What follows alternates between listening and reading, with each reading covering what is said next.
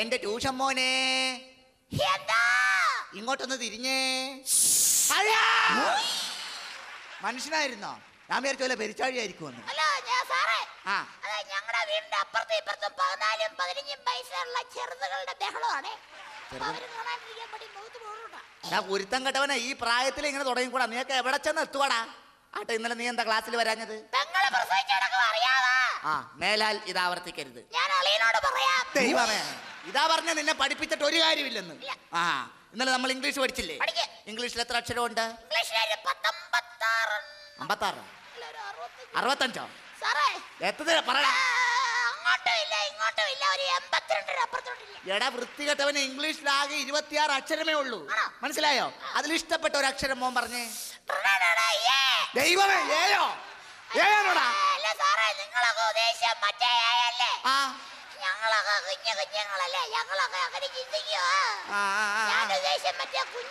ഭാഗ്യം. ദൈവമേ, അപ്പൊ മോനിങ്ങനെ മര്യാദക്ക് സംസാരിക്കണം കേട്ടോ. ഇത്ര ആൾക്കാരൊക്കെ വന്നിരിക്കുന്നതാണ്. നോക്കി നോക്കി സംസാരിക്കും കേട്ടോ. നമുക്ക് നിറത്തെ കുറിച്ച് പഠിക്കാം. കുഞ്ഞാക്കോവിന്റെ പടം അല്ല നിറം. കുഞ്ഞാക്കോവിന്റെ പടം നിറം, അത് വേറെ. നമ്മൾ പഠിക്കാൻ പോകുന്ന നിറം. നിറത്തിന് നമ്മൾ ഇംഗ്ലീഷിൽ എന്ത് പറയും? കളേഴ്സ് എന്ന് പറയും. മനസ്സിലായോ? ചുവപ്പിന് നമ്മൾ ഇംഗ്ലീഷിൽ എന്ത് പറയും? നീലയ്ക്ക് നമ്മൾ ഇംഗ്ലീഷിൽ എന്ത് പറയും? ബ്ലൂ. Very good. അങ്ങനെയാണ് നീലം എന്നുള്ളതിന് ഇംഗ്ലീഷിൽ എന്ത് പറയും? ഒറ്റയടിക്ക് നിന്റെ ബ്ലൂ ഞാൻ താഴെ ഇടും. ഞാൻ മര്യാദക്ക് നിന്നില്ലെങ്കിൽ കേട്ടോ. ഇനി നമുക്ക് കണക്ക് പഠിക്കാം. നീ കണക്കാ, അതെനിക്കറിയാം. അതല്ല, കണക്ക് പഠിക്കാം എന്നാണ് ഞാൻ പറഞ്ഞത്. കണക്കിന് നമ്മൾ ഇംഗ്ലീഷിൽ എന്ത് പറയും?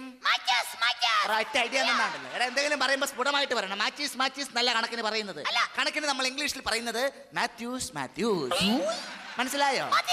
അത് തന്നെ. മാഷ മോനോട് അങ്ങനെ ഒരു ചോദ്യം ചോദിക്കട്ടെ. 2 2 4 4 4 8 8 8 16. അങ്ങനെയാണെങ്കിൽ 2986 3824 എത്ര?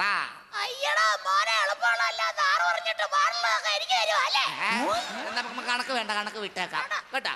ഇനി നമുക്ക് പഠിക്കാനുള്ളത് സയൻസ് ആണ്. സയൻസ്, ജീവശാസ്ത്രം. അത് തന്നെ. ഈ മഴ ഉണ്ടാകുന്നത് എങ്ങനെയാണ്? എടാ, മഴ ഉണ്ടാക്കണതല്ല ചോദിച്ചത്.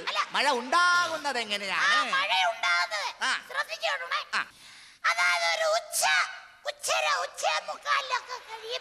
എന്നതാടാ അത്? ആണോ?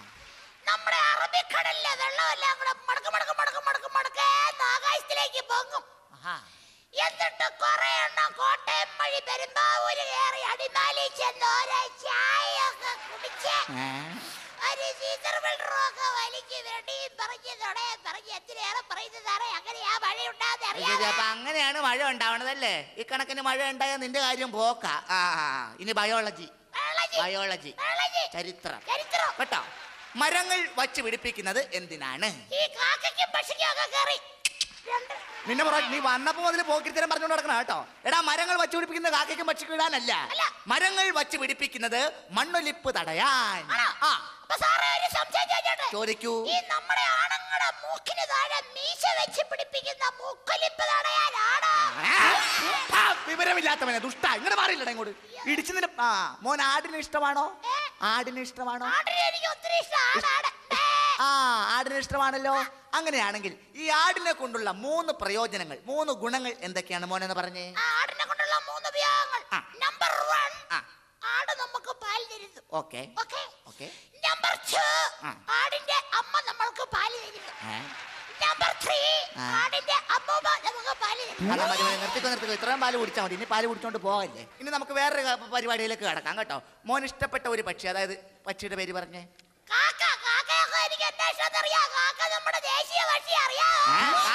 ദേശീയ പക്ഷി. ദേശീയ പക്ഷിയാണോടാ കാക്ക? സംസ്ഥാന പക്ഷി. ജില്ലാ പഞ്ചായത്തിന്റെ പക്ഷിയാണോടാ കാക്ക? ബ്ലോക്കിന്റെയാണോടാ? ഗ്രാമസഭയുടെ പക്ഷിയാണ് കാക്ക. മനസ്സിലായല്ലോ? അങ്ങനെയാണെങ്കിൽ ഈ കാക്കയെ കുറിച്ച് മോൻ 5 വാക്യങ്ങൾ പറഞ്ഞേ. 2 കണ്ണുണ്ട്, 2 കാലുണ്ട്, പിന്നെ നീണ്ട ഒരു ശുണ്ടുണ്ട്. എടാ, പറയുമ്പോ വാക്കുകൾ കറക്റ്റ്. ശുണ്ടല്ല, കാക്കയ്ക്ക് നീണ്ട ഒരു സ്കുണ്ടുണ്ട്. അതെ. പിന്നെ നീണ്ട ഒരു വാലുണ്ട്. വാലിന്റെ അടിയിലായിട്ട് എനിക്കറിയാണോ മോനെ? എന്നതാടാ വാലിന്റെ അടിയിൽ? എന്നതാടാ വാലിന്റെ അടിയില്? ദൈവമേ, എടാ മര്യാദക്ക് സംസാരിക്കാൻ. എന്നതാടാ വാലിന്റെ അടിയില്? കുഞ്ഞൊരു എന്തെന്നാടാ? തൂവല്. ഭാഗ്യം, രക്ഷപ്പെട്ടു. ആട്ടെ മോനെ, ഇന്നലെ പഠിപ്പിച്ച പാഠഭാഗങ്ങളിൽ നിന്ന് എന്തെങ്കിലും ഉണ്ടെങ്കിൽ ഇങ്ങോട്ട് ചോദിച്ചേ. ഞാൻ സാറിനോടൊരു ചോദ്യം ചോദിക്കണ്ടേ?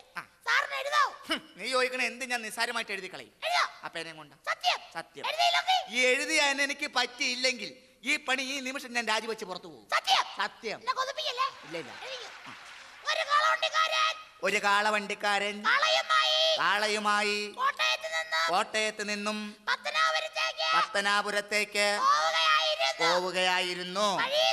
വഴിയിൽ വച്ച് കാള വളവ് തിരിയാൻ പ്രയാസപ്പെട്ടു. അപ്പോ കാളവണ്ടിക്കാരൻ കാളയോട് "ഡാ കാളേ,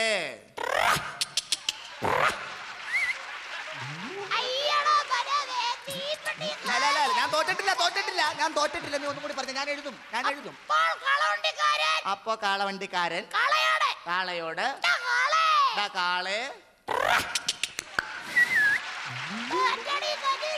സമ്മതിച്ചു. നീ പറഞ്ഞ പോലെ തന്നെ ഞാൻ തോൽവി സമ്മതിക്കുന്നു. ഈ പണി ഞാൻ ഇവിടെ വെച്ച് രാജിവെക്കുന്നു. സന്തോഷമായല്ലോ?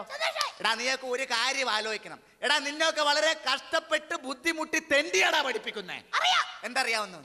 വളരെ കഷ്ടപ്പെട്ട് ബുദ്ധിമുട്ടി